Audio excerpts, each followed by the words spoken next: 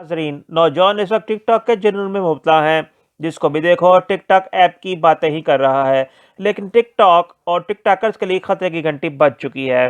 आपको इस बारे में सब बताते हैं, लेकिन इससे कबल अगर आपने हमारा चैनल सब्सक्राइब नहीं किया तो वो कर लें, ताकि आप तक वीडियोस पर वक्त पहुंच सके। व्यूअर्स, टिकटॉक ऐप और टिकटॉकर्स के लिए खतरे की घंटी बज चुकी है। यूट्यूब ने चीनी कंपनी टिकटॉक को टक्कर देते हुए अपनी नई ऐप मुतारिफ करा दी है, जिसने आते ही दुनिया भर के लोगों की तवज्जो हासिल कर ली है। इस ऐप को यूट्यूब शॉर्ट्स का नाम दिया गया है। यूट्यूब शॉर्ट्स को फिलहाल आजमाइशी तौर पर मुतारिफ कराया गया है।